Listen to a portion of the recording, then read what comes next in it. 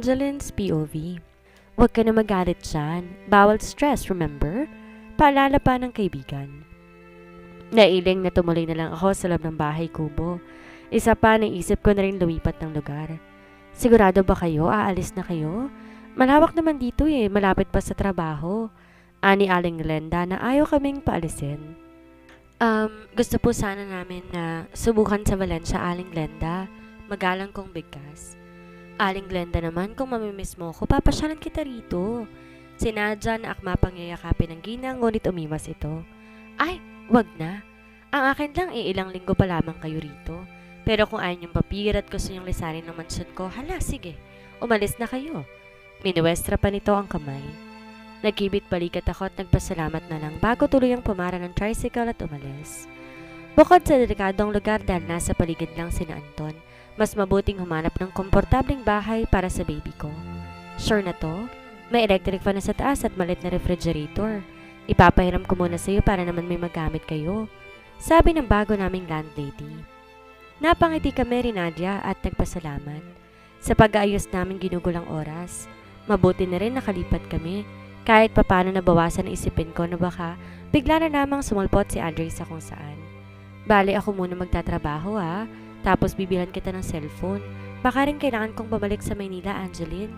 Don't worry, tatawagin kita lagi at pag may extra money at oras, papasyalan kita rito, promise. Tinaas pa ni Nadia ang kamay bilang pangako. Napanguso ko at nalungkot. Hindi ko naman siya mapipigilan. May sariling buhay din siya. Pero tinupad niya ang pangako niyang mananatili sa tabi ko pansamantala at pagtatrabaho. Sa mga nakalipas na buwan, ito lagi ang bumibili ng pagkain sa labas. Nagbabayad ng bills. Seryoso to sa sinabi niyang bedrest ako, kaya lang pareho naman ang morning sickness ko at sakit sa ulo. Normal pa ba yan, Angeline? Aniya matapos kong magsuka. Kumibit balikat ako at nagpunas ng bibig. Hindi ko rin alam. Babalik ako sa doktor mamaya para magpatingin. Ngunit natigil ako matapos maramdaman ang sakit sa puson ko. Sumisigid iyon hanggang sa likod ko at tila hindi na mapawi. Napangawi ako habang si Nadia ay mabilis akong nilapitan. Ayos ka lang? Masakit-sakit ang puson ko Mahinang bigkas ko. Namilog ang mata nito at nataranta. Ha? Bakit? Sandali lang. Tatawag ako ng tricycle at dediretso na tayo sa ospital? Sigaw nito bago pa mawala. Nanghina ako napapikit at mahigpit na kumapit sa pader. Kapit ka lang, baby. Huwag mo munang iwan si mommy. 4 na buwan na lang naman. Please, hold on. Paulit-ulit ko yung binigkas. Namamawis ang noo ko at walang tigil sa panlalamig ang puso ko na hindi ko maintindihan si Nadia. Ang buong atensyon ko ay nasa kaligtasan lang ng baby ko. Kahit nang sa sasakyan ay hindi ako makausap. Kumalma lamang ako at nasa ospital na. Emergency room, OB-GYN. Dinig kong bigkas ng nurse matapos itong makausap si Nadia. Di na nun masundan ang nangyari matapos kong pumikit dahil sa sakit. Nagising na lang akong nahihilo pa at nasa isang hospital room na. She still needs to rest. I'll be back here later. Please watch her carefully. Yon ang narinig ko, ilang yabag papaalis. Pagmulat ko ng mata, nag-aalalang mukha ni Nadia ang natanaw ko. Nangilid ang luha at maging kamay ng hawakan ng kamay ko. Ang baby ko, nandito pa, di ba? Mahinang tanong ko. Nag-aalalang hysteria nito. Muntik nang makunan, Angeline. Akala ko hindi ka na masasagip pero huwag ka mag-alala. Safe kayo ng inaanak ko. Napangiti ako na maliit at dinantay ang nanghihina kong kamay sa aking tiyan. Ramdam ko rin ang pagpatak ng aking luha. Thank you, G. Thank you for saving my baby. Di ko mapigil ng sambit. Lubos ako nagpapasalamat at may buhay pa rin sa sinapupunan ko. Di ko man alam paano ito bubuhayin, desidido pa rin akong mabuhay ito. Ilang araw din ako nagtagal sa ospital, base na rin sa gusto ni doktora. Lagi din akong binabalik-balikan ni doktora hanggang sa huling araw. Siya na lang hinihintay ko bago kami umalis ni Nadia. Tahimik akong umiinom ng tubig. Nang bigla ay tumunog ang doorknob. Humalimuyak doon ang pabango ni doktora kung kaya inihanda ko ng ngiti ko ngunit na binbin yun. Matapos mapansing may kasama siya. I'm really sorry, Mr. Andre. I cannot make an appointment right now. Pasensya na't ikaw pa talagang pumunta sa akin dito para sa lupang binibenta ko. Doon pa lang nagkatinginan na kami ni Nadia. Taranta siyang lumapit at umupo sa tabi ko. Binulungan akong tumalikod. It's okay, ma'am. I do really like your land. It's visible. That is probably the last one we will probably purchase. That's why I cannot miss a day. Boses yon ni Andre na nagpatigil sandali sa mundo ko. Mahigpit ko hinawakan ng bedsheet at nagyuko. Ang tagal na nang huling marinig ko ang boses niya at ganun pa rin yon. Swabe na may kalamigan. Unti-unti bumalik ang mga alaala ko sa kumpanya, maging ang ilang pagsasaro namin sa kama. Doon ko lang napagtanto kung gaano ko kapeste para magpaubaya sa taong di naman ako kayang pakasalan. Pinagpapasalamat ko na hindi nasa bungad ang kama ko at bahagya pa tong tago sa pinto. This is my last patient.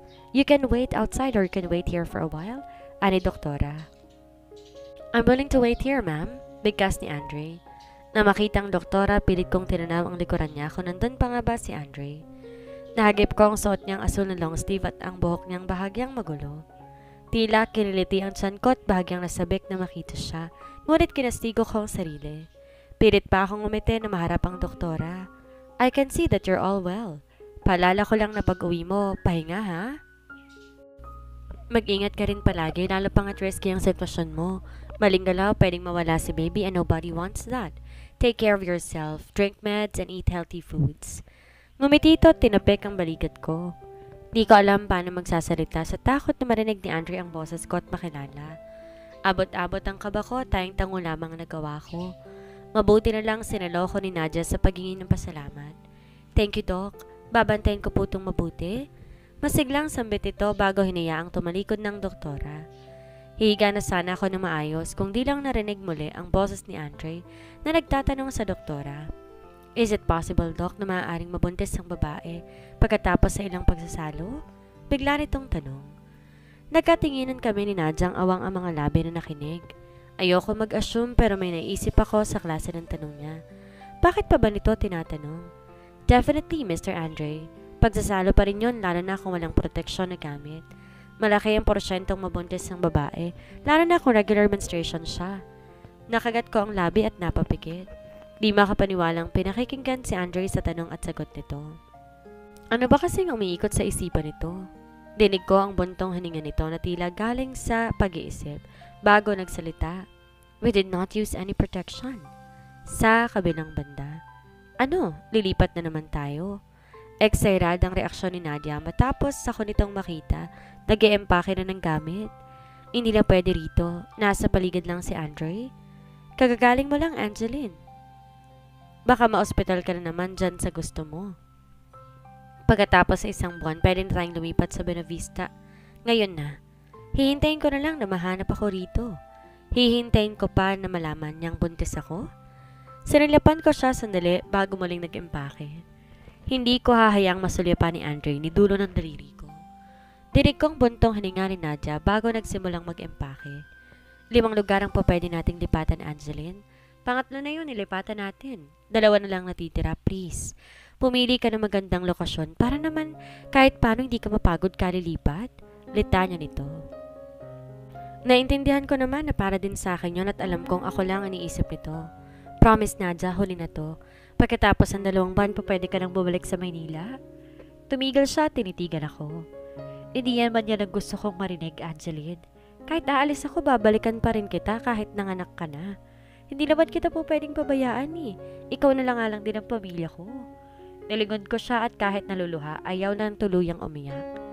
Bakit naman hindi ka nagkaka-love life dahil sa akin? Kaya ko naman ang sarili ko eh. Basta, dito lang muna ako sa tabi mo. Nagkasundo kami sa ganun. Lumipat kami sa Benavista and this time, I chose to live at the side of the beach. Sa tingin ko kapag malayo na sa kalsada, malayo na rin kay Andre. Tama lang ang desisyon ko dahil kahit papaano, muling tahimik ang nakalipas na 2 buwan.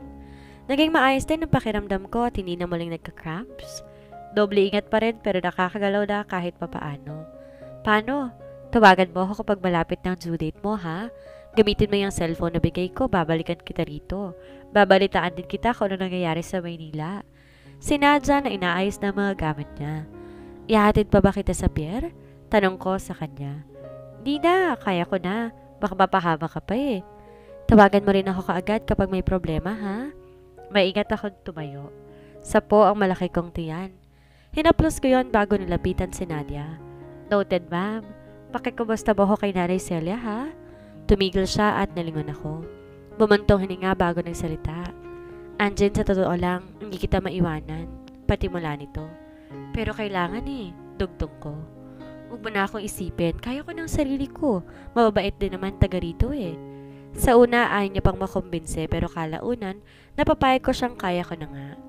Ayoko kasing umalis siya na mabigat ang damdamin kung kaya't pinilit kong umiti bago kumaway sa kanya. Tatawag ako ha? Aniya pa bago tuluyan tumalikod. Nang wala na si Nadia sa paningin ko, buntong hininga na lang ginawa ko. Sa totoo lang, natatakot ako mag-isa. Hindi ko lang maamin pero alam kong kailangan kong maging matatag. Tumuloy ako sa dalampasigan at pansamantalang nagpahangin doon. Haplos ko ang tiyan ko habang ang hangin bagyang nililipad ang aking manipis na bestida at buhok. Gumuhit ang ngiti sa labi ko matapos maramdaman ang pagsipa ni baby sa loob ng tiyan ko. Excited ka na bang lumabas, baby? Masyado siyang malikot at kahit na wala pang gender reveal, tingin ko alam ko na kung ano ang gender niya. Chill ka lang muna anak. Makikita mo rin kung gaano kaganda ang mundo. Matamis kong sambit bago nilingon ang papaalis na araw. Tahimik pansamantala ang pananatili ko sa Buenavista. Kampante ako na hindi tutungo rito si Andre. Baka rin tapos na ang negosyo niya rito. Kinabukasan napagpasyan kong bumalik sa doktor para na rin malaman ang gender ng anak ko. Walang tigil sa pagkalabog ang puso ko. May inuwa ako ngunit ayokong pangunahan. Kahit ano pang gender tanggap ko. Lay down carefully and relax, ani doktora. Sumunod ako, tiniyaan tong gawin ang proseso. Di nga halos ako kumarap kakatingin sa monitor. This is your baby. Doon nakatutok ang tingin ko sa tinulo ni doktora kahit na hindi pa yun masyadong malinaw. Marami itong sinabi ngunit patungkol ito sa gender ay doon lang ako nasabik lalo. First baby mo to, di ba? Tumango ako at matigang naghintay sa sunod nitong sasabihin. Be happy, it's a boy? Sigurado ka po, Doc? 100% sure, darling. Awang ang labi ko sa tuwa. Kagaya na iniisip ko ay naging totoo. Takot ako pero di ko hahayaang maging tulad siya ni Andre. I will make sure he will be the kindest child with the purest heart. Quite the contrast to his monstrous father. Umuwi ako na may ngiti sa labi. Kahit gusto kong mamili na ng damit, pinagpaliban ko muna para hindi masyadong mapagod. Muli lang akong tumambay sa dalampasigan at pinanood ng ilang bata. Naisip ko balang araw makakalaro nila si Addie. Yes, Addie. I will name my baby Addie, for I know he will be a great leader someday. It's you and me against the world. Pipilitin kong maging masaya kahit tayong dalawa lang. Bigkas ko at malugod na muling hinaplos ang tiyan ko. I think his father would be happy to hear about him, miss, and I'm sure the baby is looking forward to meeting his father as well. A cold but firm voice reached my ears. Natulos ako sa narinig. Maging-paging ako, hindi ko na mahanap. Tumigil din ang kamay ko sa pag-haplos na aking tiyan at tininig na lamang ang mahihina niyang lakad papalapit sa akin. Kinilabutan ako at napanunok. Hindi mawari kung tatakbo ba. Ngunit kusang mga paa ko ang ayaw ng humakbang, lalo na matapos maamoy ang tingin ko ay mahal nitong pabango. What's his name again? Mahabang tanong nito gamit pa rin ng malamig at matatag niyang boses. Tinikom ko ang labit, pumikit ng mariin. Addie, halos balong nabigkas ko. Tingin ko mawawala na ako ng malay sa kaba matapos maramdaman ng palad itong dumantay sa bilugan kong tiyan. Di niya hinaplos ngunit pinanatili niya ang palad doon. Addie, it's a nice name and definitely goes along with our names. Andre, Anton, Aldrin, and now, another boy in the line named Addie. Tila excited na bigkas nito. Di ako sumagot at ramdam pa ang kaba kaysa katuwaan. Hanggang kailan ka magtatago, Miss Dimasubil? Tanong nito sa malamig na boses. This is going to be a big scope. My brother will surely go crazy if he finds out the truth. Muli niyang bigkas. Pinirmi ko ang labi bago siya nilingon. He has the same features similar to Andre and Anton, and now I wonder why he's doing this. Anong ginagawa mo rito, Aldrin? Simpleng tanong ko. Ayoko magtaray lalo pat dahil sa kanya kung ba't di pa rin ako naghahanap ng kapatid nito. I track you down. It's funny that you didn't use my card. Nahirapan tuloy akong hanapin ka. Nandito ka lang naman pala eh. Of all places, bakit dito pa? Maliit itong napangisi na tila tinatawanan ng sarili. Napanguso ko at di makasagot. Hindi ko rin kasi alam kung ba't dito ko dinala ng mga paa ko. Sa huli, sinilipan ko ang kamay niyang nasa tiyan ko pa. Marahan ko'y tiragal ko kahit napatingin siya roon. I'm sorry. Na-excite lang ako sa pamangkin ko. Makahulog ang banggit nito. Mabilis kong binitawan ang kamay niya. Tumikim at tumingin muli sa malayo. Paano kung sabihin kong di mo to pamangkin? Sinilipan ko siya at bahagyang tinaasan ng kilay. Ngunit imbes mainis, mahina tong humalakak. Nailing pa niyang kinuha ang cellphone at nagtipa. Pagkatapos pinakita sa akin ang screen. Hindi kin masyadong maaninag, ngunit nang luminaw nagulat ako matapos makitang picture nasa kama ka. Ikaw to, diba, Miss Masupil? Ngumisi siya at mas nilapit sa akin ang cellphone. I know you might have done before this picture was taken. Perhaps you played Jack and Boy with my brother? Anito sa nanginginis na boses. Namula ang pisngi ko at mabilis inagaw sa kanya ang cellphone, mabura lamang yon. Ngunit nang ibalik ko sa kanya, tinawanan lang niya ang ginawa ko. I'm sure Andrew has a lot of copies of that picture, Miss Masupil. Napairap ako at sumusukong napabuntong hininga. Nagsimula rin akong hamakbang pabalik sa bahay. Bahala na kung susunod to. Where are you staying? Tanong niya habang nakasunod sa likod ko. Bakit? Sasabihin mo kay Andre? Sige, sabihin mo na. Aalis na rin naman ako dito eh. Tatahimik to kung kaya't di ko na nilingon.